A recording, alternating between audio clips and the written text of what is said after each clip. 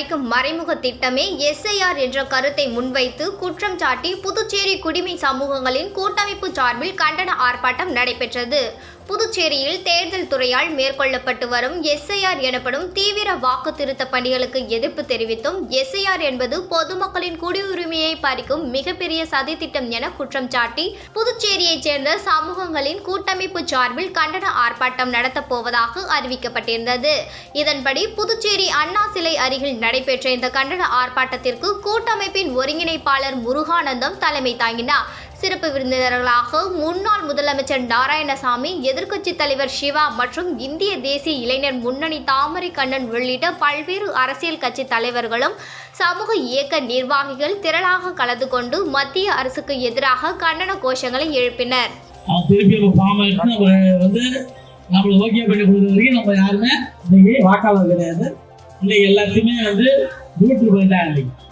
அப்ப நம்ம சேர்க்கக்கூடிய முயற்சிகளை நம்ம வேலையை செஞ்சிருக்கோம். ஜனநாயகத்து மேல இன்னமும் நம்பிக்கை கொண்டு இப்படிப்பட்ட மோசடி நடக்குதுன்னு தெரிஞ்சா நம்ம வேலையை நம்ம செய்யறோம். என்ன செய்யறாங்க பார்ப்போம் சொல்லிட்டு இன்னைக்கு பாண்டிச்சேரியில் என்ன நடந்துருக்குன்னு 65% தான் கொடுத்த ஃபார்ம் ஃபுல்லாவலையா சரியா ஃபில் பண்ணாலோ இல்லையோ வந்துருக்கு. மற்ற தமிழ்நாட்டில் 92-90 வரைக்கும் போயிருக்குது.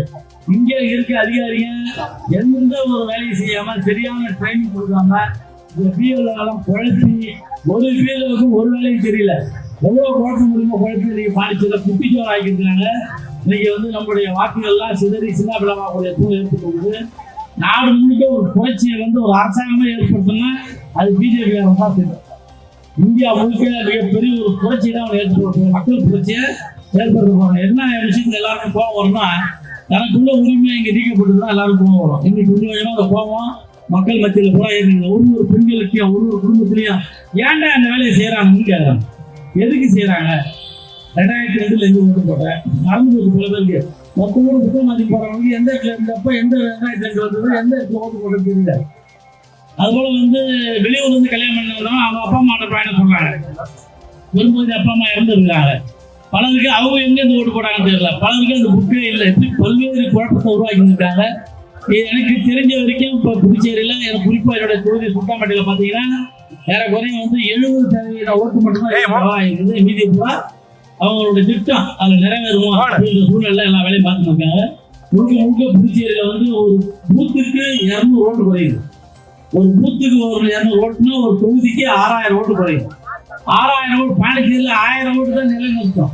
500 ஓட்டு தான் பல தொகுதியை டிசைட் பண்ணோம். 6000 ஓட்டு மதசார்பற்ற அன்னைக்கு வரக்கூடிய ஓட்டுகளை சிறந்தடிக்கிறது மூலியமா ஒரு தேர்தலை சின்னப்படுத்தி மக்கள் விரும்பாத ஒரு ஆட்சியை கொண்டு வரதுக்காக வெளியே செஞ்சிருக்காங்க. இது எல்லாம் எக்கலை ஓட்டு சிரிச்சுன்னு இருக்காங்க. ஆனா இது புதுச்சேரி மக்கள் எல்லா வகையிலும் இதை பார்த்துன்னு இருக்காங்க. மிகப்பெரிய ஒரு கோபத்துக்கு மக்கள் இருக்கிறாங்க. நிச்சயமா இது ஒரு பதில் கிடைக்கும். நம்ம தொடர்ந்து இதில் போராடி இருந்திருக்கிறோம். மக்கள் போராட்டம், நீதியா போராட்டம், சுயஉதவி குழுக்கள்லாம் இதை புரிஞ்சு பேசி அவங்களாம் கோபப்பட்டு அவங்களாம் கேள்வி கேட்கிற சூழ்நிலை இருக்குது. நேற்று மணவெளி தொகுதியில் ஒரு இடத்துல இந்த பெண்கள்லாம் அந்த பிஎல் ஒத்துழைட்டு நான் இந்த ஊர் தான் இந்த இடத்துல தான் இருந்தால் எங்களை கட்டி விட்டுருவீங்களா, என் பிள்ளைங்க எவ்வளோ ஆயிடுச்சு, நான் 9 தேர்தலில் ஓட்டு போட்டுருந்தேன். வாட்ஸ்அப்பில் பார்த்தேன் 9 தேர்தலில் ஓட்டு போட்டுருந்தேன். இப்போ என் ஓட்டை நிலைநிறுத்த பற்றி யாரு? அப்போ என்னன்னா நம்ம உரிமையை ஓட்டு புடுங்கும்போது வரக்கூடிய கோபம் பெண்கள்கிட்ட வந்துருக்குது.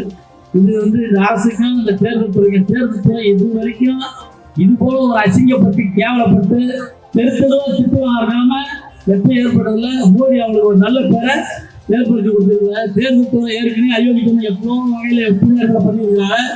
இன்னைக்கு முழு மூச்சா இறங்கி மக்களுக்கு விரோதமா ஜனநாயகத்துக்கு விரோதமா உலகத்திலே மிகப்பெரிய ஜனநாயக நாடு சிறந்த முறையில் ஜனநாயகம் சொல்லக்கூடிய இந்த இந்திய தேசத்தை சீர்குலைச்சிருக்கிறாங்க. இதுக்கெல்லாம் நாம நீங்க தேர்தல் இந்த தேர்தலை கண்டிச்சு நம்ம சுப்ரீம் கோர்ட் போயிருக்கிறோம். திராவிட முன்னேற்ற சார்பாக என் தலைவர் போனாரு. அவருடைய வழிகாட்டுதல் இன்னைக்கு நாங்களும் போயிருந்தோம். தீர்ப்பு நல்ல தீர்ப்பு கிடைக்கிற நேரம் இன்னைக்கு சுப்ரீம் கோர்ட்டு எப்படி இருக்குன்னு அப்படி தெரியும். சுப்ரீம் கோர்ட்டோட தீர்ப்புலாம் எப்படி இருக்குன்னு தெரியும். கோர்ட்டு தீர்ப்புலாம் விமர்சிக்க கூடாத சூழ்நிலை வேற உருவாக்கி கொடுத்துருக்காங்க. நம்ம அதெல்லாம் பேசக்கூடாதுன்னு சொல்லிட்டாங்க. ஆனா எல்லா நாளும் எப்போதுமே பேசாத இருக்க முடியாது. என்னுடைய இந்தியா கூட்டணி கட்சியின் சார்பாக போய் மரியாதைக்குரிய ஜவஹர் அவர்களை பார்த்தோம். தலைமை தேர்தல் அதிகாரிகள் அவர்கிட்ட ஒரு கேள்வி கேட்டோம். இப்ப பீகார்ல தேர்தல் நடந்தது. பீகார் தேர்தலுக்கு புதுச்சேரியில பீகார்ல இருந்து வந்து பணிபுரியறவங்க இங்க இருக்கிறாங்க. அவங்க வந்து தொழிற்சாலையில வேலை செய்யறாங்க, கொடுத்து வேலை செய்யறாங்க, வீடு கட்டுற வேலை செய்யறாங்க. அவங்களுக்கு பீகார்லயே வாக்காளர் பட்டியல அவங்க பெயர் இருக்கு, புதுச்சேரியில வாக்காளர் பட்டியல பெயர் இருக்கு. அவங்க பல வருஷமா அங்க இருக்கிறாங்க. ஆனா இந்த தேர்தல்ல தமிழ்நாடு, புதுச்சேரி, அதாவது கேரளா, கர்நாடக மாநிலத்திலிருந்து பாரதிய ஜனதா கட்சியும் RSS அவர்களுக்கு டிக்கெட் எடுத்து கொடுத்து அவங்களுக்கு பணத்தை கொடுத்து அங்க ஓட்டு போடுறதுக்கு அவங்க அழைச்சு போனாங்க. அவங்க அங்க போய் ஓட்டு போட்டாங்க. போட்டு இப்ப திருப்பி வந்துட்டாங்க. இங்க தேர்தல் நடக்குது. இங்க வந்து ஏப்ரல் மாசத்துல இங்க ஓட்டு போடுவாங்க. ஒருத்தருக்கு ஒரு ஓட்டு தான், ஒரு மாநிலத்தில் தான் இருக்கணும், ஒரு தொகுதியில் தான் இருக்கணும். அதாவது எப்படின்னா அவங்க நடமாடு வாக்காளர்கள், நடமாடு வண்டிக்கு பாருங்க, அதுதான் நடமாடு வாக்காளர்கள். அவங்க கேட்கிறாங்க, எப்படி நீங்க வந்து அவங்க அந்த மாநிலத்துல, பீகார் மாநிலத்துல அந்த பேரை ரத்து செய்துவிட்டு கடிதம் அளித்து வந்து உங்ககிட்ட கொடுத்தாதான் நீங்க அந்த பேரை கேட்கணும் அப்படின்னு சொன்னா, அவர் எங்களுக்கு வந்து உத்தரவு பிரகாரம், அவர் சொந்தமாய் பேசுறாரு, உத்தரவு பிரகாரம் பாண்டிச்சேரியில நாங்க சேர்ப்போம் அப்படின்னு சொல்றாரு. இதே எங்க மனுவில் குறிப்பிட்டிருக்கிறோம், சுப்ரீம் கோர்ட்ல குறிப்பிட்டிருக்கிறோம். இதை நான் எதுக்கு சொல்றேன்னு சொன்னா, அதாவது தேர்தல் முறையே கேள்வி கூட்டாங்க, ஜனநாயகத்தை கேள்வி கூட்டாங்க. அதாவது ஒருவருக்கு ஒரு ஓட்டு தான். இதுதான் அண்ணல் அம்பேத்கர் கொண்டு வந்த சட்டத்தினுடைய பிரதிபலிப்பு. ஆனா ஒருத்தருக்கு 2 ஓட்டு, அப்ப இந்த பாண்டிச்சேரியில் ஓட்டு போட்டுறாரு.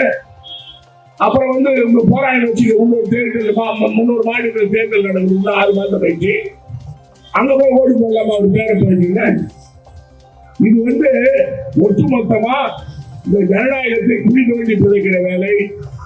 ஆகவே நாம் விழிப்போடு இருக்க வேண்டும். அதாவது மனச்சார்பற்ற அணி எல்லோரும் ஒற்றுமையாக இருந்து இதை எதிர்க்க வேண்டும். அதாவது 2029 மோடி அரசாங்கம் வீழ்த்தப்படும்.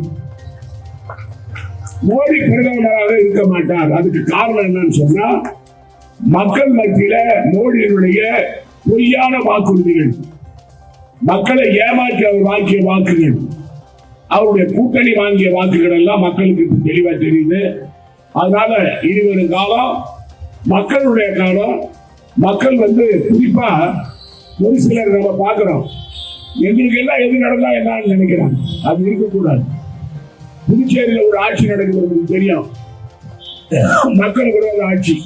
தொடர்ந்து இந்த ஆட்சியாளர்களுடைய ஊழல்களையும், இந்த ஆட்சியாளர்கள் செய்கிற மக்கள் விரோத செயல்களையும், கொடுத்த வாக்குறுதிகள் நிறைவேற்றாததையும், சட்டம் ஒழுங்கு பிரச்சனையும், பெண்களுக்கு பாதுகாப்பு இல்லாத நிலை, கொலை கொள்ளைகள், நில அபகரிப்பு, வீடு அபகரிப்பு, இதெல்லாம் நம்ம வலியுறுத்தி சொல்றோம். உங்களுக்கு தெரியும், அதாவது மக்களால் தேர்ந்தெடுக்கப்பட்ட சட்டமன்ற உறுப்பினர்களே நல்லா அபகரிக்கிறாங்க நம்ம புதுச்சேரியில. அப்புறம் பணம் உள்ளவங்க வராங்க, கோடிக்கணக்கான பணம். அதாவது 38 வழக்கு இருக்குது, CBI வழக்கு இருக்குது, ED வழக்கு இருக்குது. அவங்க இங்க வந்து சமூக சேவை வர்றாங்க. இவங்க எல்லாம் பணம் இருந்தா எதுவும் செய்ய நினைக்கிறான். 2024 பாராளுமன்ற தேர்தலில் பெரிய அளவுல பணத்தை செலவு செய்த நமச்சிவாய மன்னர். அதாவது மரியாதைக்குரிய வைத்திலிங்கம் அவர்கள் மக்களுடைய ஆதரவோடு, இந்தியா கூட்டணி ஆதரவோடு, உங்களுடைய ஆதரவோடு மிகப்பெரிய அளவில் வெற்றி பெற்றார். இதுதான் 2026 புதுச்சேரி மாநிலத்தில் நடைபெறும். நீங்கள் வந்து எப்பொழுதும் மனச்சார்பற்ற அணிக்கு ஆதரவாக இருக்க வேண்டும் என்று